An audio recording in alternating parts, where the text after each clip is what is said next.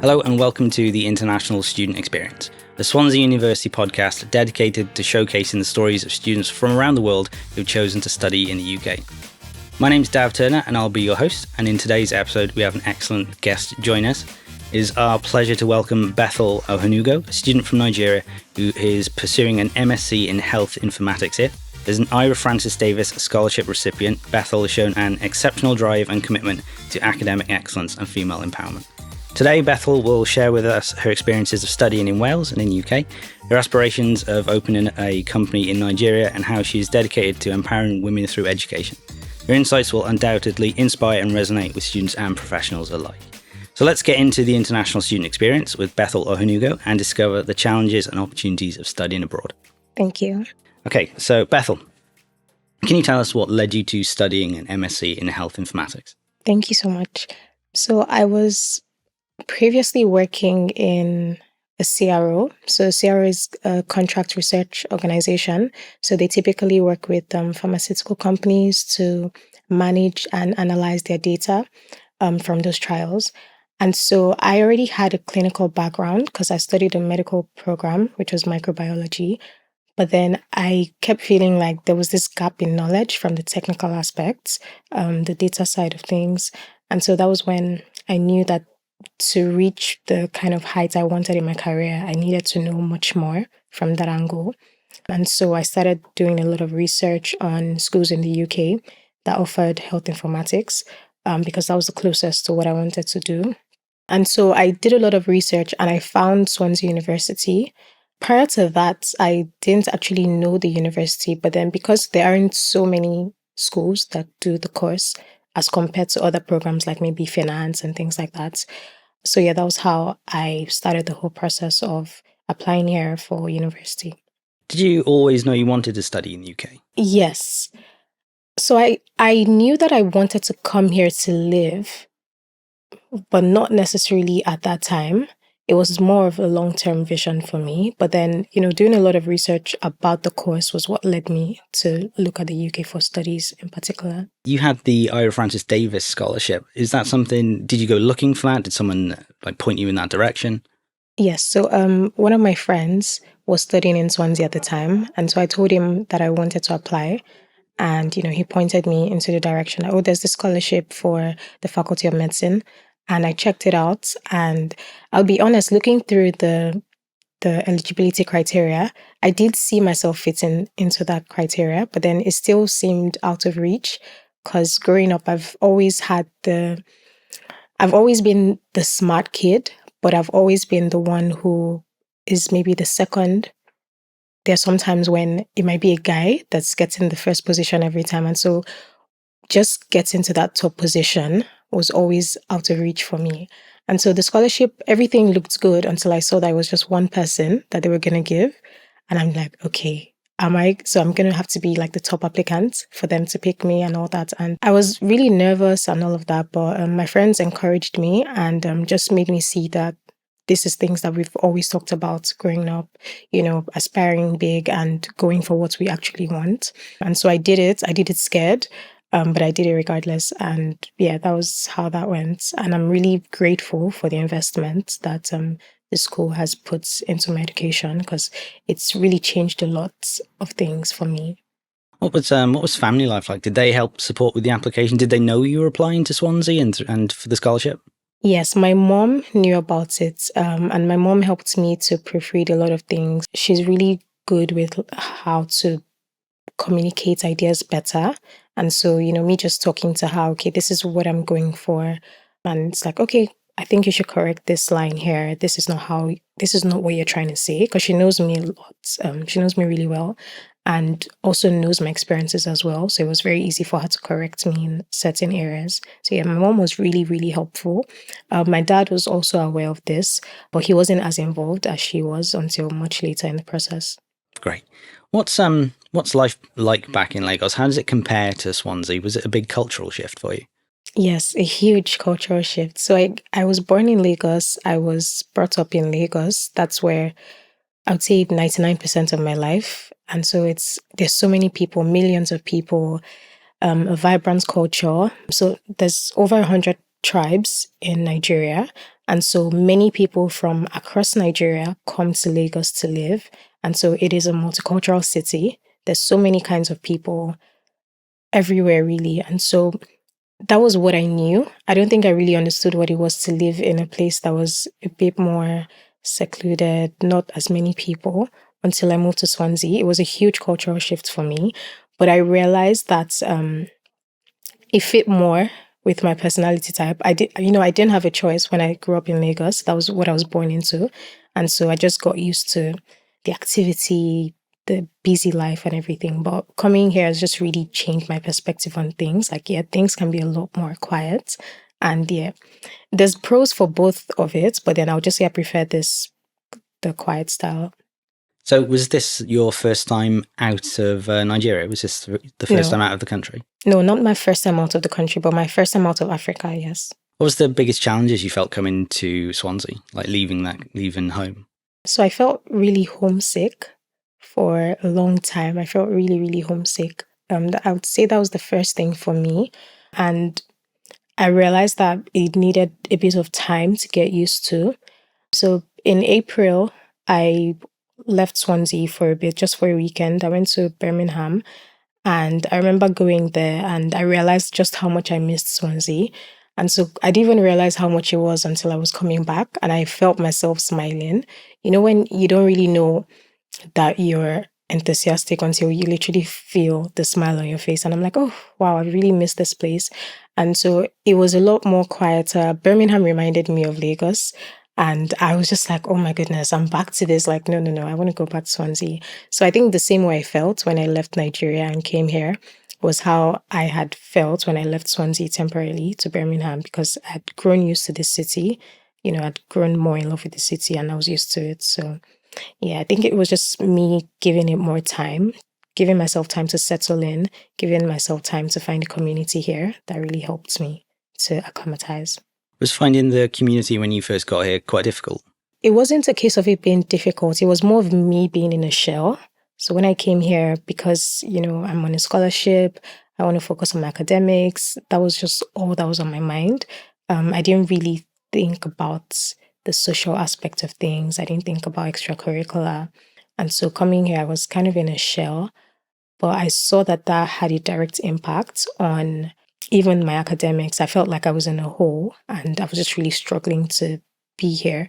I even wanted to go home at a point, but my parents were like, oh, it's too soon. How can you come back after 2 months? And so I had to deal with it. But then I had to challenge myself to just take a step out of my shell. And I started interacting with people. I started first with my housemates. And from there, talking to more people in the uni, talking to my housemates, just interacting with people generally, that helped me to be more involved with school. Yeah, and so I joined the student union from there and just started interacting with more students on a wider basis. What did you do in the student union? So it was a part-time role. I worked as part of the events team, as a front of house event staff, trying to come up with concepts for events for students. We also used to assist in events like the open days, some cultural festivals, the summer ball. We also used to help students on a day-to-day if they have any inquiries, questions about just their student experience and just helping them. And I think that experience also helped me as a student because I was also a new student coming to Swansea. And so being able to help other students just made me see that a lot of our experiences are shared many times. Like there's so many things that are relatable. So the housemates you lived with, Yeah. they all would have been here for the first time as well. What did you all get up to? Is there anything in particular you felt as a group helped acclimatize you to Swansea? Did you go anywhere that you really enjoyed? Yes, so I went to the winter wonderland. Yes, that brought out the inner child in me because I remember I was even studying a few minutes before we just made a spontaneous decision. Okay, let's just go out and stop this. And that was very interesting, you know, going on all the rides, seeing people, trying out new food. That was the day I really tried out. I tried out a lot of burgers, corn dogs and things like that. And it was really nice. Fish and chips. Yeah, the legendary fish and chips. Yeah, so that was really nice. And it was just a new experience, just made me see that, okay, there is life outside of academics. Is there anything else that you would have recommended to a new starter to try when they get here? You've met housemates, you've joined the student union. Is there anything else that you've really felt helped you get in touch with the local community and like really start to have it feel like home? I would say taking advantage of the communities. I think one thing I've noticed over the past few months is that there's a community for every kind of person here. If you're the kind of person that likes reading, for example, there's book clubs. If you're the kind of person that likes to swim, there are clubs, and all of these are within the university that the university provides. There's so many programs that are available for you. There are a lot of sports as well that you can, if you're interested in sports, you can just join any of that.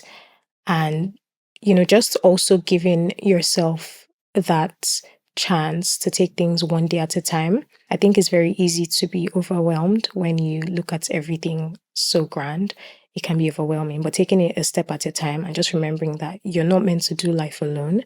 So, yeah, definitely. I would just say it still boils down to community people in the end. Did you join any societies? Are you part of any sports groups over here? No, unfortunately, I did not join yet. I did want to join the swimming club, though, but I was a little bit concerned because of the weather. I'm not really used to the weather as much, and so I wasn't sure how that was going to pan out, swimming during the winter. And yes, I was going to wait till the summer to start that. Are there any tips you'd give to any students coming to university in the UK for the first time? I would say to be open-minded. Some of our best experiences are outside of our comfort zone, and you never know until you actually step out. Honestly, it's been a little over 9 months, and I would say that my life is a lot different from what I knew it to be when I was in Lagos, and I like it. I like where I'm at right now, but I wouldn't have experienced this if I didn't just take that first step to just leave in my comfort zone. Just take it a day at a time, embrace new experiences. Don't be afraid to leave your comfort zone. Great. And dressing for any weather. Getting ready for the weather in the UK. That's going to be a big change as well, I'd imagine, for some people. Yes, definitely. I think dressing is also really important. For me, I did struggle with the weather at first because I used to hear about it, but sometimes you don't really know how serious it is until you're in it. But I think dressing a lot more appropriately helped me to get acclimatized with the weather. I know there's this quote about how there's no bad weather, there's just bad dressing. So yeah, I think the dressing is something that, we have to keep in mind. For me, coming from Nigeria, it was the tropics. So averagely the weather is like 25 degrees, on a day to day. That's like summer here. So I had to get used to lower temperatures in the long term, that kind of thing. So yeah, I think just the dressing is really important. So your journey here was supported by the Eira Francis Davies Scholarship, which you've already said is only awarded to one student per year. How close a cause for empowering women, like with that scholarship, how close a cause to your heart is that, especially within the context of coming from Lagos and Nigeria? I think this is something that means a whole lot to me, not just because it involves believing in someone's dreams, but particularly about women. I'm a woman and I know what it feels like to be marginalized just because of my gender. And so I think that this is something that would be inspiring to so many women to chase their dreams, whatever it may be. It's not out of reach. It's not too extraordinary that you can't do it. Like, just chase your dreams and believe that it's going to happen and put in the work as well. Yeah, definitely it's going to happen. I think this is something that's really even spoken to me as an individual because I also have a lot of dreams that I want to chase. And this has encouraged me to go for those dreams. So I feel like this has been a huge platform for me. Let me put it that way. Just a huge platform for me on a global level to chase things that I know are dear to my heart. I want to do this. Okay, I'm going for this. Yeah. And the school has really helped with that. What sort of dreams are you chasing? Okay, so I'm really passionate about the healthcare system. And I think for a long time, I really fought with it because it's like, oh, why health? Why health? But then I realized, why not health?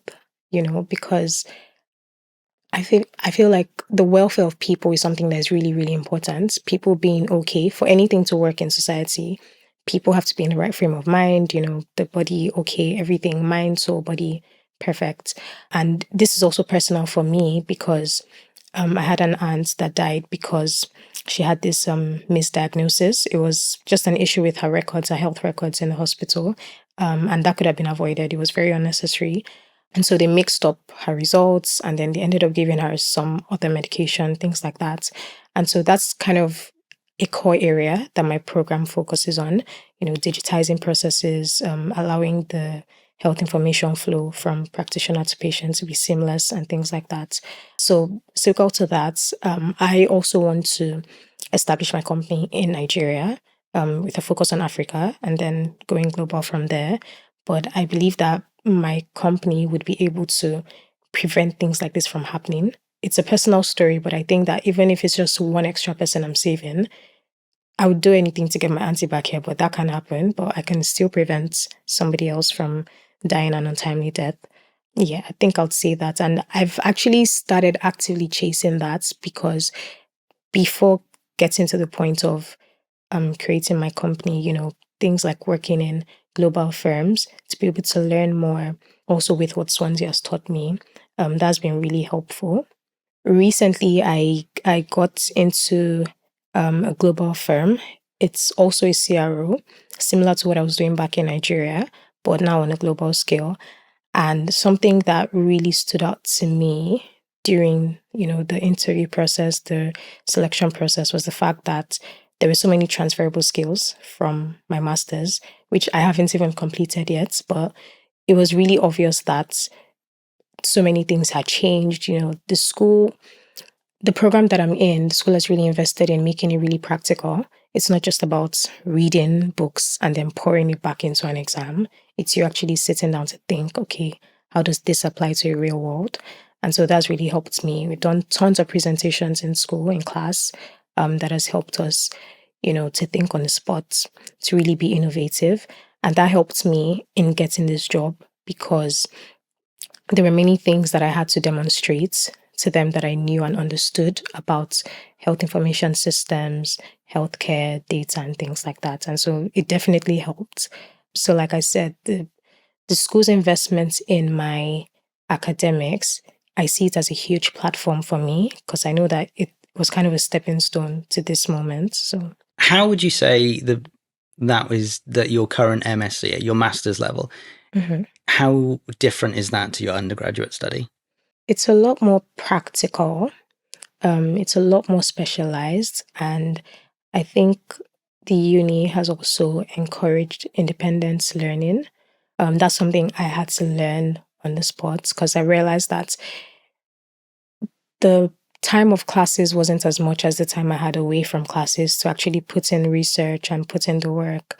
Yes, we have supervision slots, but ultimately, it boils down to your ability to think and solve problems on your own.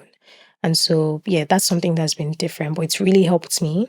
It's really helped me to be adaptive. It's really helped me to really think critically about situations and things, even beyond academics. Great. Have you always been, apart from the unfortunate passing of your relative, is there anything Yeah. that really drove you into health informatics? Is it just a general passion you've had, or was it that real defining incident for you? I've always been someone that looks after the welfare of other people around me, family, friends, even people that I don't know. I'm not the kind of person that sees that someone is struggling in their health or whatever other area of their welfare and I'll just pass by. It's always something that's of concern to me. But then it just hits different when it's something more personal. And so that just reiterated that drive for me. And I'm like, okay, I'm doing this.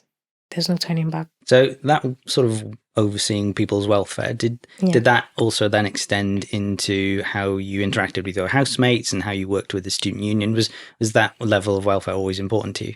Yes, definitely. I think there's still an element of that in me working with the student union because in the end, I think if I could summarize the goal of the student union is to help students, right? So that really helped because there's so many kinds of questions that people ask. There's so many issues that people are going through.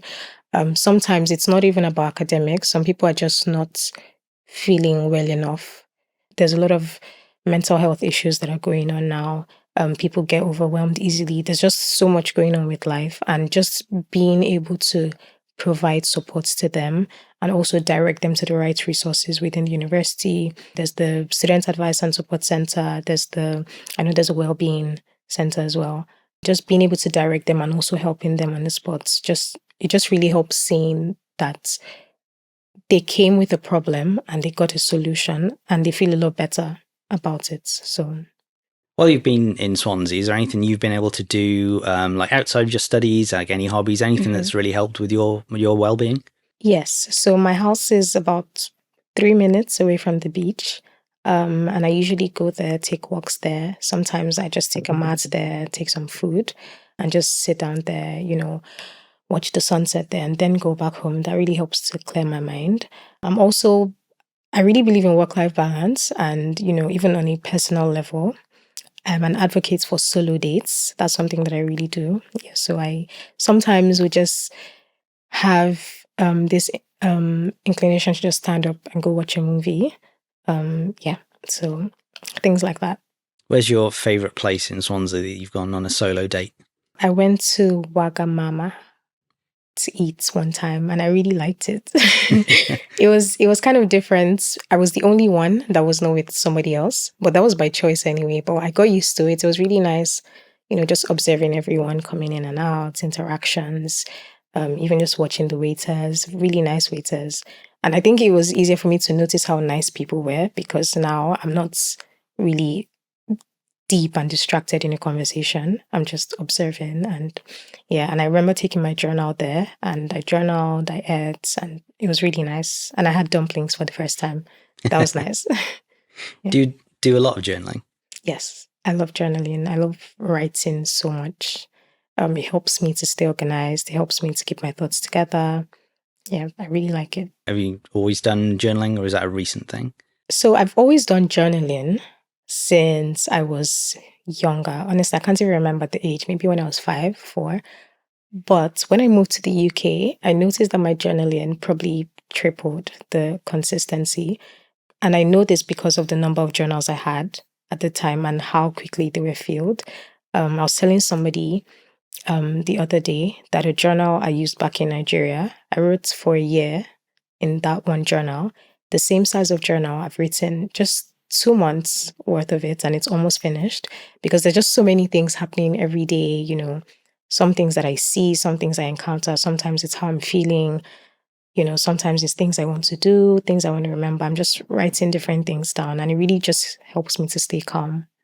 Is there any advice you'd give to other women who were in your position before you came to Swansea? Is there anything you'd recommend to them to do? I would say that you should definitely chase your dreams. Don't be in a hurry to figure it out at once. That's also something I would say. Many times clarity comes on the road. You might not really know what exactly you want to do. It might just be one little interest. If you have that one little interest, just explore it. You never know what that's going to lead to. It might be that it leads to something else, but you just never know until you try. And also not thinking that just get rid of the box. Just, there's the whole thing of thinking outside the box. I would just say get rid of the box and just go for what you feel you deserve, and you definitely deserve it. What about yourself? Does that all extend to you? Like, what advice would you give to yourself 5 years ago? I would say to believe in myself a lot more. I think I really struggled with that growing up, where people had better things to say about me than myself.